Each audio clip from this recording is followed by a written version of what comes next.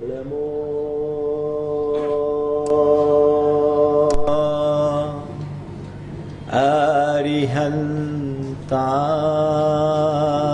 अरिहन्तारम्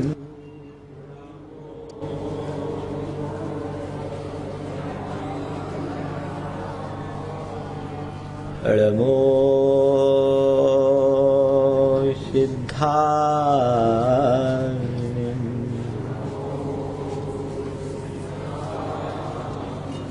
नमो आयर्याणम्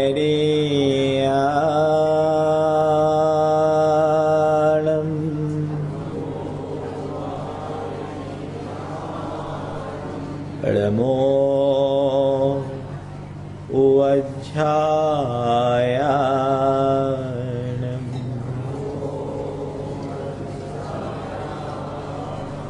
नमो लोये सवशाहुनम्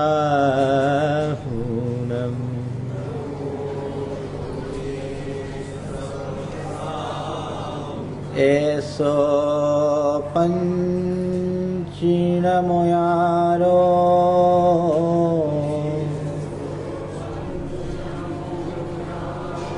सवपावपणाशनो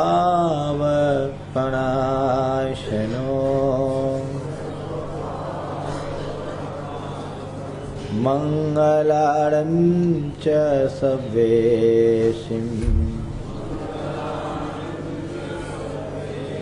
परमं ओ मंगलम्।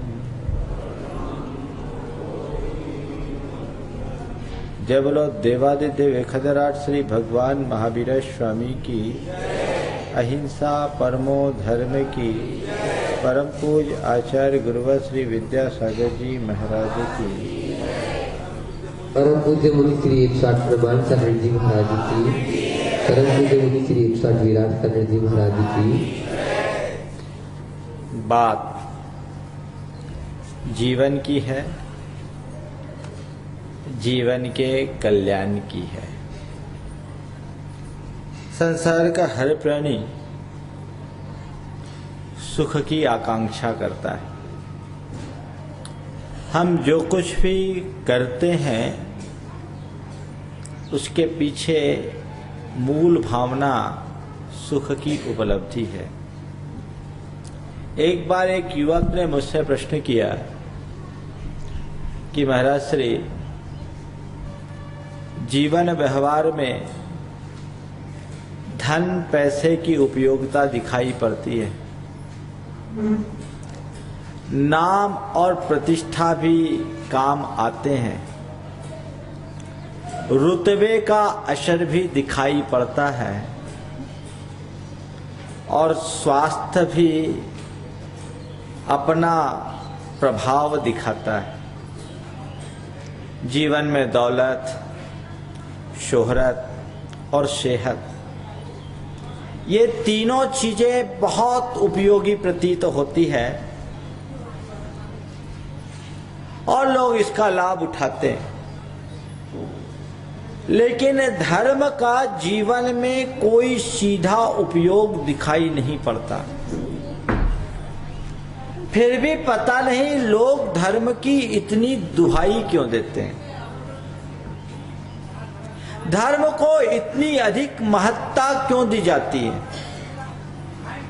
मैं समझता हूं ये प्रश्न आप सबके हृदय में भी कभी न कभी उत्पन्न हुआ होगा। सबका लाभ सामने दिखता है और धर्म का कोई सीधा लाभ नहीं दिखता, फिर धर्म के आचरण करने का उद्देश्य क्या? धर्म क्यों करते हैं? मैंने उससे पूछा, ये सामने एक मकान था। हम बोले मकान दिखाई पड़ रहा है, मकान को देख रहे हो? बोले हाँ देख रहा हूं। मकान तुम्हें पूरा दिखाई पड़ रहा है? बोला जी पूरा दिखाई पड़ रहा है। बोला अच्छा, तुम जितना देख रहे हो मकान उतना ही है? हाँ महाराज, नीचे से ऊपर तक देख रहे। मैंने पूछा उसकी नींव कहाँ है? बोले महाराज नींव तो दिखाई नहीं पड़ रही।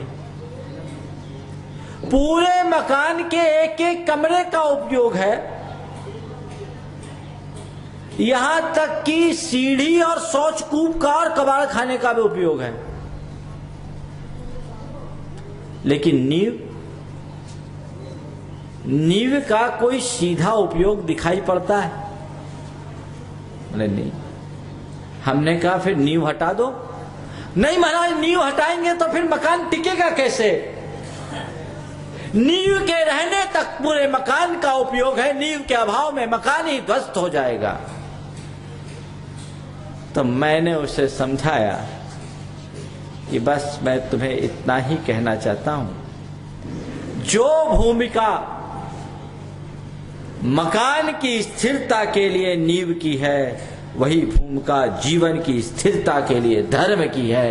नींव के अभाव में जो भूमिका मकान की स्थिरता के लिए नींव की है, वही भूमिका जीवन की स्थिरता के लिए धर्म की है। जैसे नींव के अभाव में मकान नहीं टिक पाता, वैसे धर्म के अभाव में जीवन नहीं टिक पाता।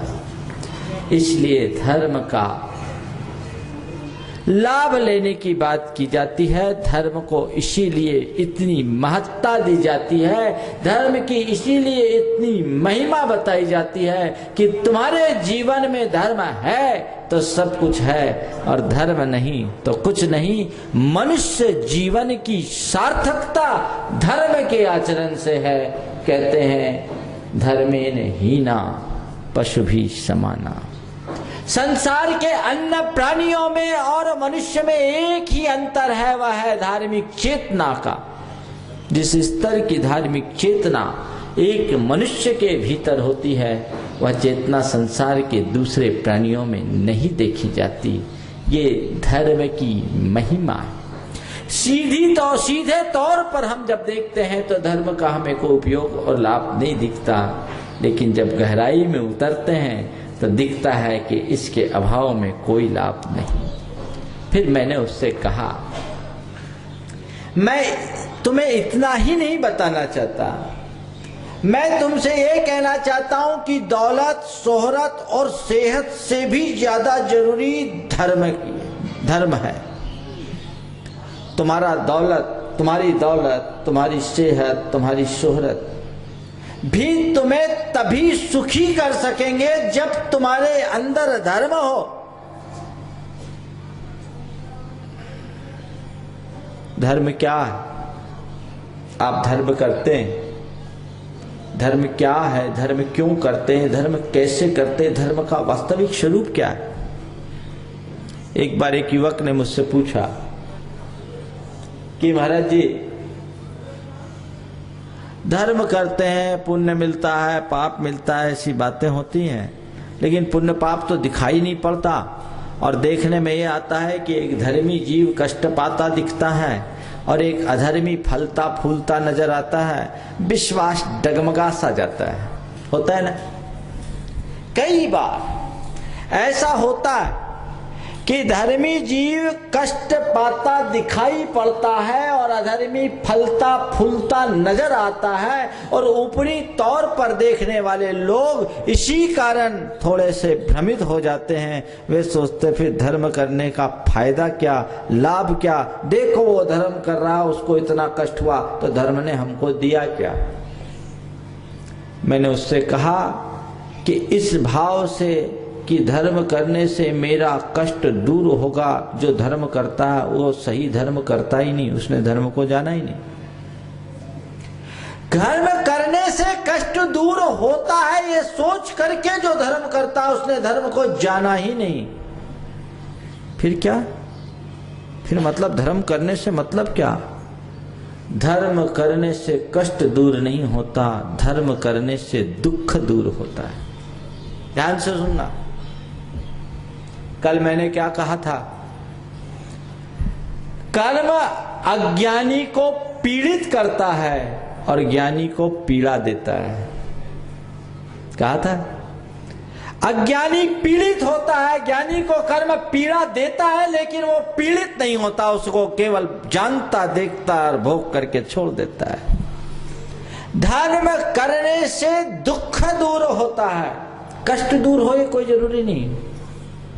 कष्ट और दुख दो अलग अलग चीजें हैं, समझना इसको गहराई से। कष्ट और दुख दो अलग अलग चीजें हैं।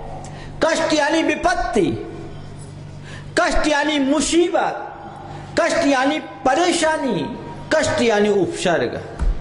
ये तो धर्मात्माओं पर भी आते हैं, और सच बताऊं धर्मात्माओं पर ही आते हैं। आपने कभी सुना कि किसी वेश्या पर उपसर्ग हुआ हो? सतियों पर उपसर्ग होने वाली की कथाएं तो भरी पड़ी है। आपने कभी सुना कि किसी डाकू के ऊपर उपसर्ग हुआ हो? मुनियों और महात्माओं पर उपसर्ग की कथाओं से तो पूरे के पूरे पुराण भरे पड़े हैं। मतलब कष्ट तो धर्मात्माओं पर आते हैं, लेकिन दुख आए ये कोई जरूरी नहीं। अंतर समझो।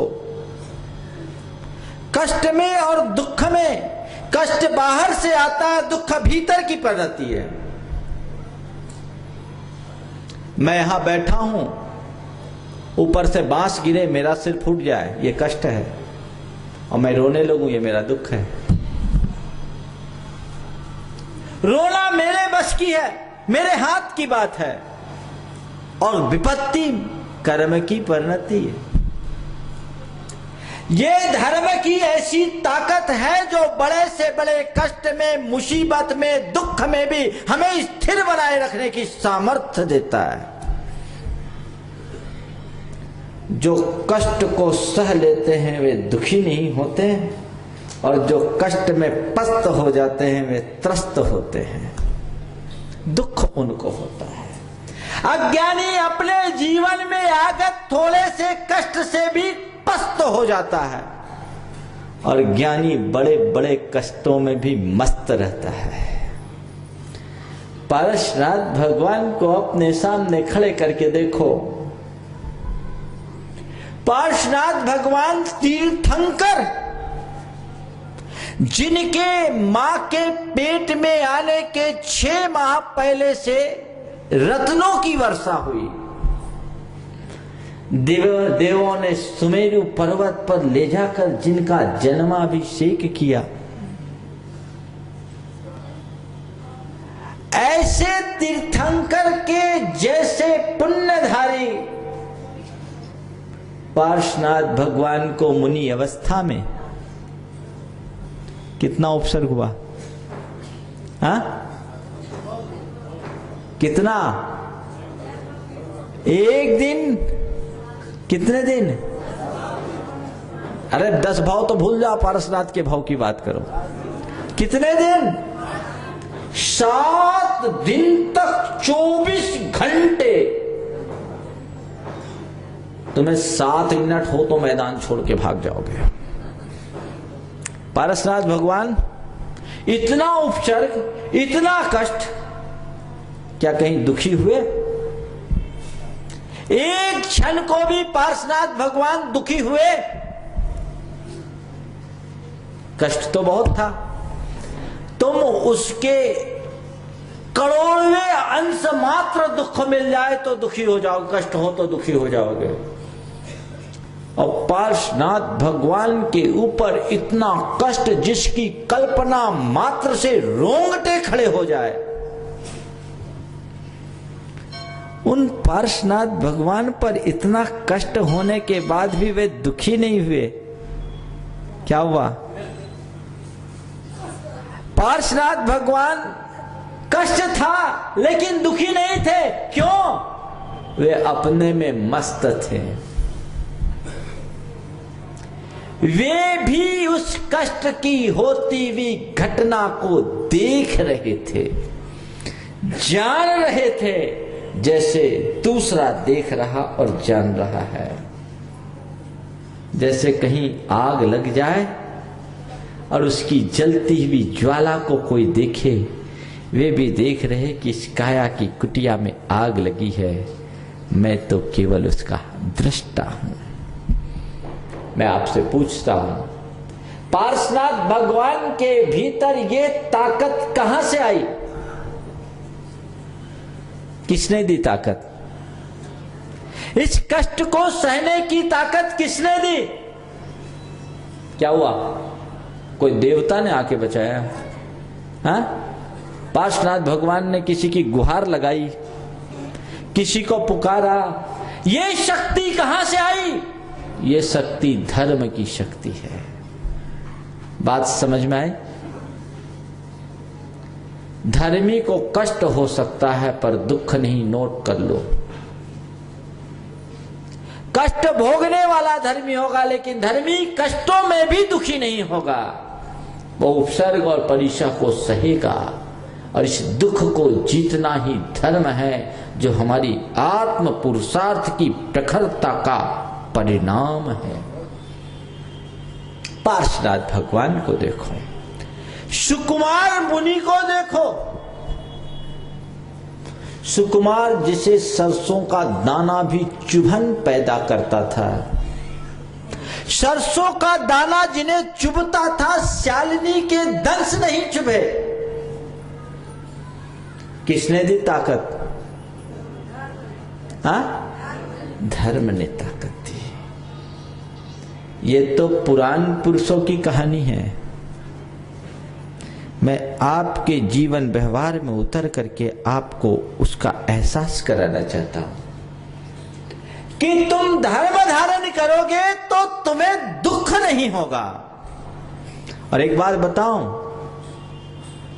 जो धर्म धारण करता है केवल वही दुख से बचता है, और कोई नहीं बच सकता।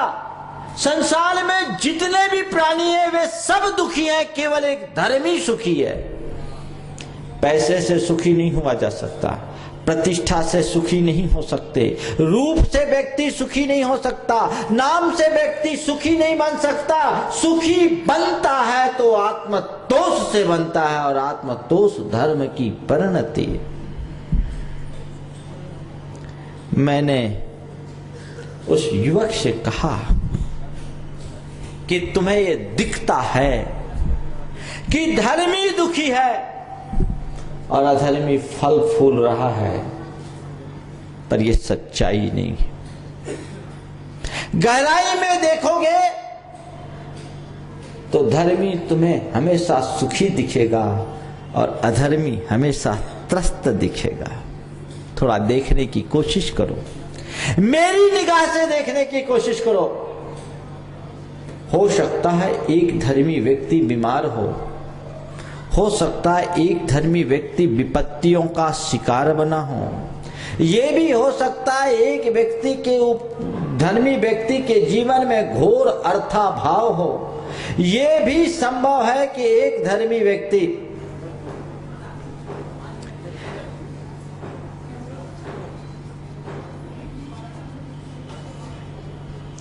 यह भी संभव है कि एक धर्मी व्यक्ति के जीवन में कोई पूछने वाला ना हो, लेकिन ये कतई संभव नहीं है कि कोई धर्मी व्यक्ति अपने दुखों के दूर करने के लिए किसी की गुहार लगाए।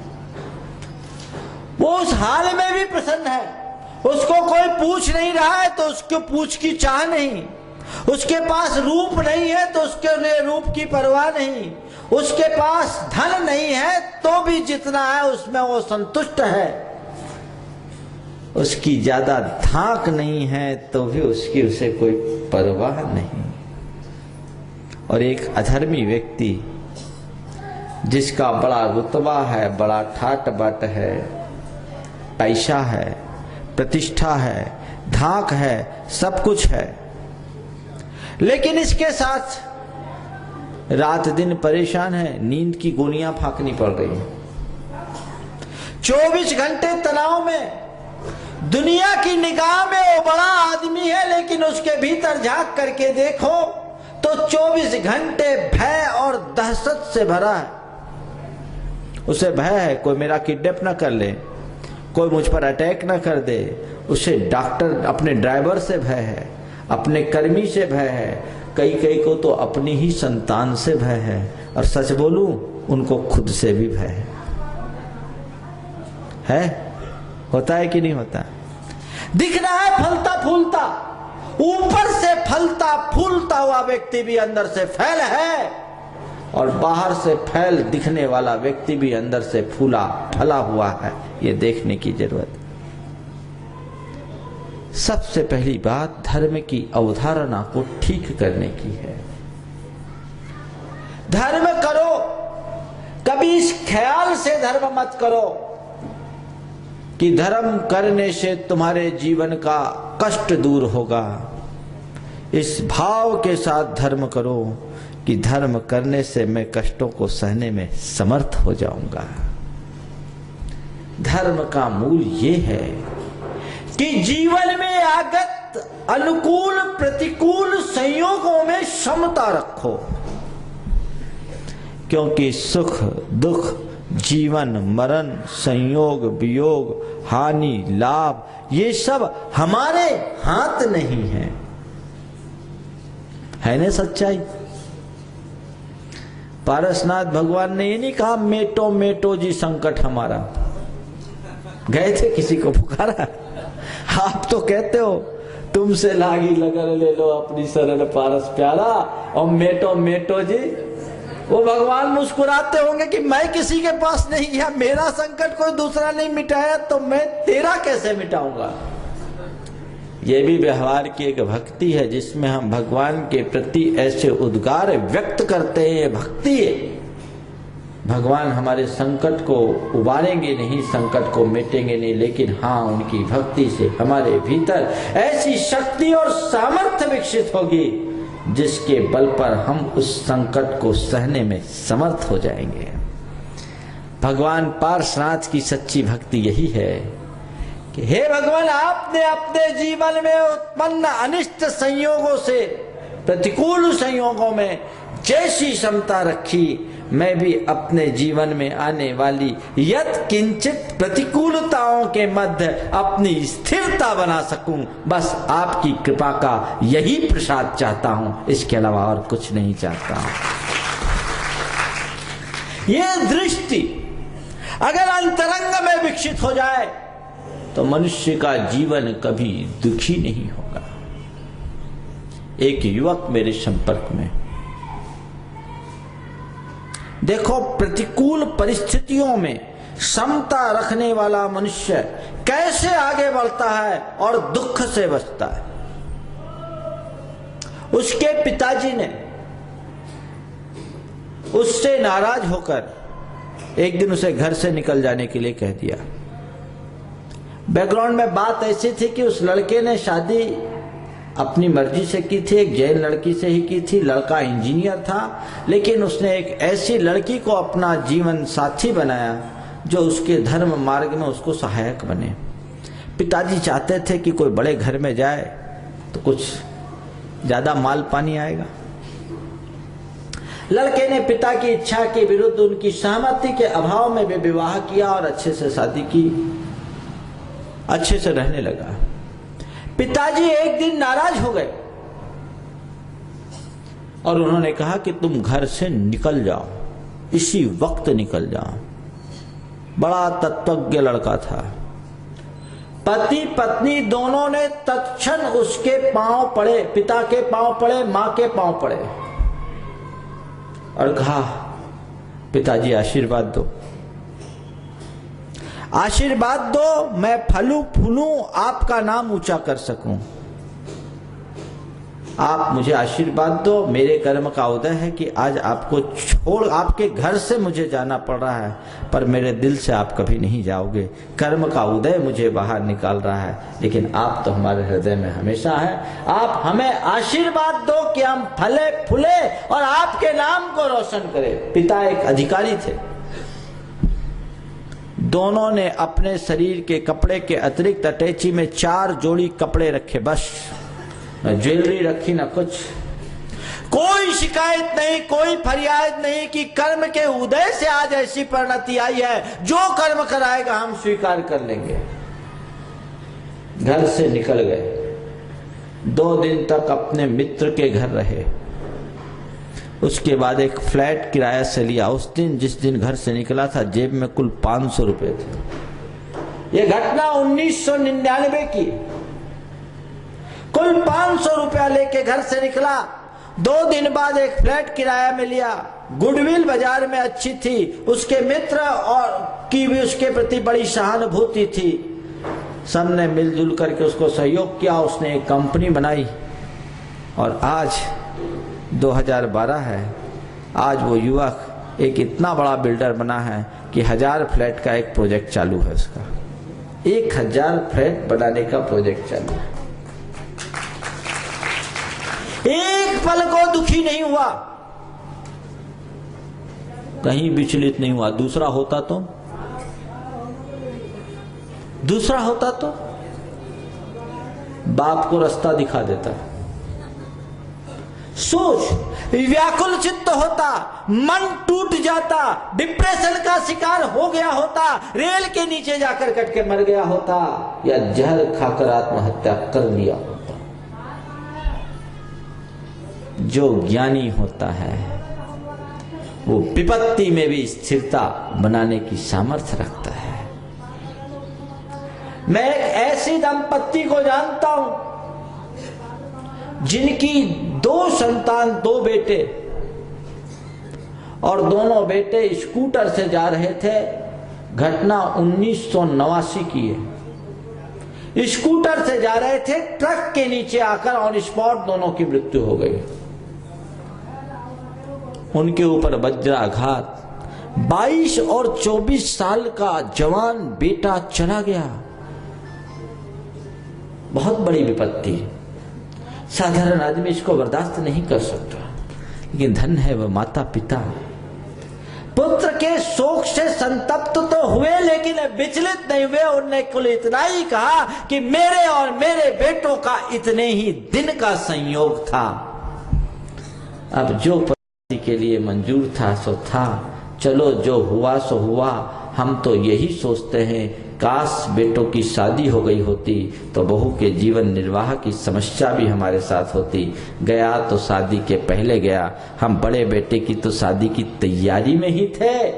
अब चलो चला गया सो चला गया, हम दोनों बुढ़ापे में धर्म ध्यान से अपना जीवन जिएंगे। ये धर्म का लाभ है कि नहीं बोलो? दुनिया में कोई भी ऐसी ताकत है कि तुम पर कोई विपत्ति आए और ऐसा कोई मोटिवेटर खड़ा हुआ है जो तुमको स्थिरता दे दे? जितने भी मोटिवेशन का कोर्स कराने वाले लोग हैं ना, वो भी कहीं ना कहीं से धर्म की ही आड़ लेते हैं। ये बात अलग है कि पैसा लेकर के मोटिवेट करते आपको, और धर्म के दरबार में फ्री में मोटिवेशन मिलता है।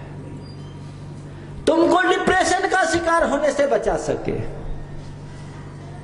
कौन सा साधन है? आज के युग में धर्म का जितना अच्छा उपयोग है, अतीत में उतना नहीं रहा। क्यों? क्योंकि आज के दौर में मनुष्य के जीवन में ज्यादा स्ट्रेस है, भागम भाग है, अप डाउन्स है। उस स्थिति को मनुष्य सह नहीं पाता, इसलिए आज डिप्रेशन और अवसाद के शिकार बन जाते हैं। होते कि नहीं होते? बहुत ज्यादा। कारण क्या है? तत्व की सही समझ नहीं। जिस मनुष्य को तत्व की सही समझ हो जाए वो विचलित होगा क्या? वो तो यही सोचेगा कि कर्म का उदय है। सहन करो, अनुकूल को भी सहन करो, प्रतिकूल को भी सहन करो। एक युवक मेरे पास आया, बड़ा निराश था। उसने मुझसे कहा कि महाराज जी, हाथ बढ़ाकर, महाराज जी देखिए तो मेरे भाग्य में सुख है कि नहीं। मैंने जिंदगी में केवल दुखी दुख भोगा है। मैंने कहा भैया मैं हाथ वाथ तो देखना जानता नहीं, ये चक्कर बड़ा खराब है ज्योतिषियों का। एक ज्योतिषी था, वो तोतों के माध्यम से ज्योतिष निकालता था। पिंजड़े में तोते को रखा था, खोलता तोता एक पर्ची निकालता, वो उसका भविष्य बताता। एक दिन दिन के 2 बज गए, एक भी ग्राहक नहीं आया। 2 बज गए, एक भी ग्राहक नहीं आया। ज्योतिषी ने सोचा चलो आज मैं अपना भविष्य देखूं। और अपना भविष्य जानने के लिए उसने तोते को बाहर निकाला। तोता ने एक कार्ड खींचा, उसमें लिखा था ये बदमाशी का धंधा बंद करो।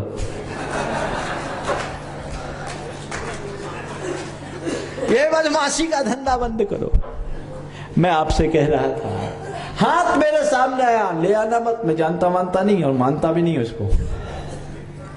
बोला महाराज मेरे भाग्य में सुख है कि नहीं? हमने कहा तेरे भाग्य में अनंत सुख है, थोड़ा बहुत नहीं।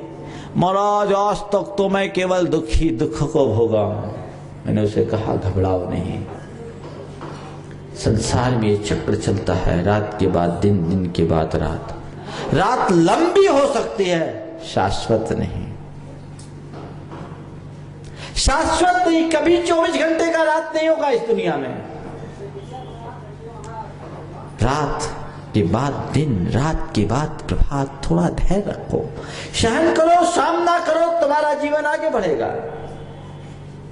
धर्म हमें स्थिरता देता है। किसमें? सुख में, दुख में, संयोग में, वियोग में, अनुकूल में, प्रतिकूल में, लाभ में, हानि में। इसके जीवन को जरूरत है कि नहीं? बड़े बड़े करोड़पति लोग, करोड़ों से खेलने वाले, थोड़े से नुकसान में नींद उड़ जाती है।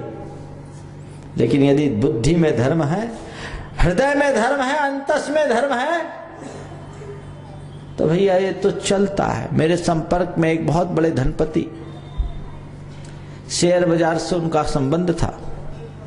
उनका एक मित्र मेरे पास आया, मैं ईसरी में था, 2008 में बहुत फ्लैक्चुएशन हुआ था ना, फरवरी मार्च के महीने में।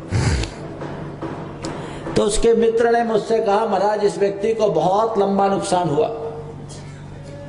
आपका आशीर्वाद मैं भेज देता हूं तो उसको थोड़ी स्थिरता आएगी। वो बड़ा धर्मी जीव, नाम मैं नहीं ले रहा हूं, लेकिन तत्व को जानने वाला युवा। उसने जब फोन लगाया मेरे सामने और उससे कहा कि महाराज जी ने आशीर्वाद दिया है, तुम चिंता मत करो, तो उसने जो शब्द कहे वो आप सुनो। उसने कहा सब तो चाल तो ही रहा है, ये सब तो व्यापार में चलता ही रहता है, बोलो। उसने कहा कि महाराज श्री से कह दो कि मैं इन सब चीजों से परेशान बिल्कुल नहीं हूं, और समुद्र में वही कूदता है जो कि तैरना जानता है। किसी के अंदर ताकत, कर्म का उदय चलेगा, ऊपर नीचे ग्राफ होगा, भीतर कर्म का ग्राफ बदलता है, बाहर का सारा ग्राफ चलता उतरता है। जीवन की स्थिरता के लिए धर्म चाहिए, नंबर 1। नंबर 2, परिणामों में संभाल के लिए धर्म चाहिए। आपके अंदर आवेग, उद्वेग, नकारात्मकता, इसको कौन कंट्रोल करेगा? कौन कंट्रोल करेगा? आपके पास भरपूर पैसा है और स्वभाव गुस्सैल है, कोई लाइक करेगा आपको? आप खूबसूरत हो, बहुत सुंदर हो, लेकिन जवान पे लगाम नहीं है, कोई आपको पसंद करेगा? आपकी बड़ी प्रतिष्ठा है, लोग, रुतबा बड़ा है, लेकिन स्वभाव उग्र है, कोई पसंद करेगा? अगर आपके भीतर उग्रता है, आपके भीतर अहंकार है, आपके भीतर वासना लंपटता है, तो यह जीवन कभी सुखी नहीं हो सकता। जीवन को सुखी बनाने के लिए इन पर नियंत्रण जरूरी है कि नहीं? यह है सेल्फ कंट्रोल। कहां से आता है? कहां से आता है? धर्म से। तो धर्म स्थिरता देता है, धर्म संयम देता है, धर्म संतुलन देता है, धर्म हमारे आंतरिक जीवन को संभालता है, जो हमारे जीवन का अंतरंग तत्व है। इनके रहते अगर हमारे पास धन पैसा है तब तो उनकी उपयोगिता है, अन्यथा ये धन दौलत भी सब बेकार की चीजें हैं, उनका कोई लाभ नहीं, कोई उपयोग नहीं, कोई फायदा नहीं। तुम्हारे पास अपार धन है, संतोष नहीं, क्या काम का है? कोई काम का? पैसा तो खूब कमा लिया, संतोष नहीं तो हाय पैसा की रट में ही रटते रह जाते हैं, कुछ नहीं कर पाते। एक आदमी था, होटल का व्यवसाय था, गया बैठा था, मित्र उसका गया मिलने के लिए, देखा कि होटल में बहुत भीड़ है, लेकिन उसके मित्र का चेहरा बुझा बुझा सा था। पूछा क्या बात है भाई, आज तुम बड़े उदास से दिखाई पड़ रहे हो, तुम बहुत उदास से दिखाई पड़ रहे हो, क्या बात है? बोले क्या करूं, मंदी का दौर चल रहा है, बड़ी चिंता है, मंदी का दौर चल रहा है। उसने कहा हद हो गई, मैं आधा घंटा से देख रहा हूं, अभी 50 ग्राहक लौट गए, होटल हाउसफुल है, और तुम कह रहे हो मंदी का दौर चल रहा है। समझ में नहीं आता। मैं देख रहा हूं, आधा घंटे से देख रहा हूं, 50 ग्राहक मेरे सामने लौट गए, होटल हाउसफुल है, और फिर भी तुम कह रहे हो मंदी का दौर चल रहा है। बोला इसीलिए तो कह रहा हूं क्योंकि कल तक 100 लौटते थे, आज 50 ही लौटे। ऐसे आदमी को कोई सुखी बना सकेगा? कहते सुखी नहीं बना सकता। इसलिए इस अवधारणा को एकदम स्पष्ट बना लेना चाहिए कि मेरे धर्माचरण का उद्देश्य मेरे आंतरिक जीवन की स्थिरता, मेरे परिणामों पर नियंत्रण, मेरे मन का संयम और संतुलन है, और वो मैंने अचीव कर लिया, पा लिया, तो मेरे जीवन की सबसे बड़ी उपलब्धि है। तो क्या महाराज धर्म करने से कहते हैं पुण्य मिलता है और ठाट बाट होते हैं, ये सब फोकट की बातें हैं, ये सब गलत बातें हैं। जितना हमको अभी तक बताया गया ये क्या यथार्थ है? मैं ऐसा नहीं कहता, वो सब भी मिलता है, लेकिन वो परोक्ष लाभ है, और जितनी बातें मैंने की वो प्रत्यक्ष लाभ है। पुण्य आपको आज तक दिखा? बोलो भाई, किसी ने देखा पुण्य को? किसी ने देखा पाप को? तो जो दिखता नहीं उसके भरोसे क्या काम करोगे? जो दिख रहा उसके भरोसे काम करो तो तुम्हारी धर्म में सच्ची श्रद्धा होगी। पुण्य के लोभ में धर्म करने वाले लोग धर्म से विचलित हो सकते हैं, पर जीवन को संवारने के लक्ष्य लेकर धर्म करने वाले लोग धर्म में स्थिर रहते हैं।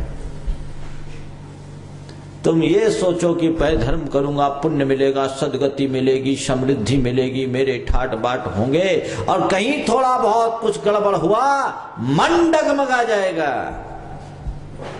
लेकिन नहीं, मेरा धर्माचरण करने का जो मूल लक्ष्य है वो मेरे जीवन का सुधार है। मुझे अपने जीवन को सुधारने और संवारने के लिए धर्म करना है। इस ख्याल और भाव भूमिका से यदि तुम धर्म का आचरण करोगे तो तुम्हारा मन कभी डगमगाएगा नहीं। यद्यपि ये सही है कि धर्म करने से पुण्य भी मिलता है, बल्कि पुण्य धर्म करने से ही मिलता है और अधर्म से पाप मिलता है, पर ये दोनों परोक्ष फल है। मेरा भाव प्रत्यक्ष को आगे बढ़ाने का है। मैं स्वर्ग जाने की कामना से धर्म करना अच्छा नहीं मानता, मैं नहीं चाहता। मैं ऐसा कोई उपाय नहीं बताता जो तुम्हें स्वर्ग का रास्ता दिखाए, जो तुम्हें स्वर्ग पहुंचाए। मेरे पास ऐसी कोई व्यवस्था नहीं जो तुम्हें स्वर्ग में पहुंचाए। हाँ, ये व्यवस्था जरूर है जो तुम्हारे जीवन को जीते जी स्वर्ग बना दे। तुम क्या पसंद करोगे? मर करके स्वर्ग जाना चाहोगे या जीते जी अपने जीवन को स्वर्ग बनाना चाहोगे? क्या चाहते हो? हाँ, जीते जी? तो अब धर्म को धारना शुरू कर दो।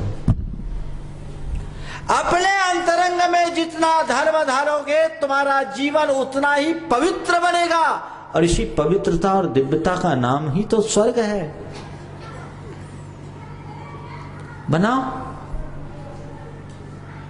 ध्यान रखो, धर्म का प्रत्यक्ष फल संतुष्टि है और पारंपरिक फल सुख समृद्धि, और पाप का प्रत्यक्ष फल संताप है, पारंपरिक फल दुख दारिद्र्य। रिपीट करता हूं, धर्म का प्रत्यक्ष फल संतुष्टि है, पारंपरिक फल सुख समृद्धि, और पाप का प्रत्यक्ष फल संताप है, पारंपरिक फल दुख दारिद्र्य।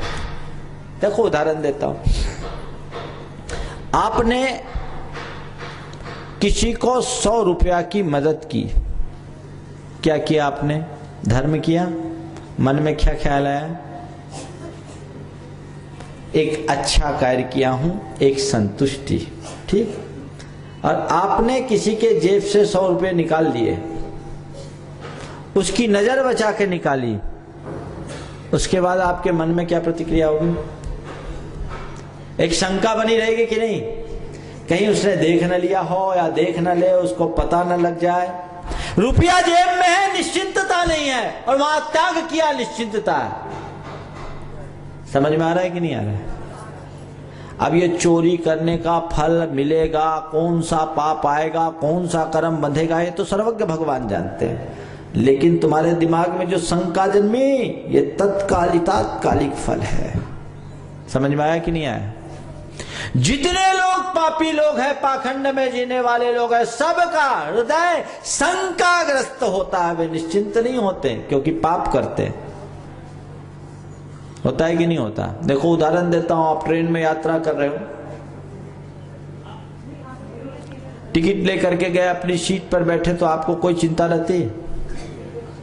और किसी दिन बिना टिकट के आप ट्रेन में बैठ जाओ तो क्या होता है? महाराज, हर आदमी के चेहरे में टीसी नजर आता है। क्या हो गया?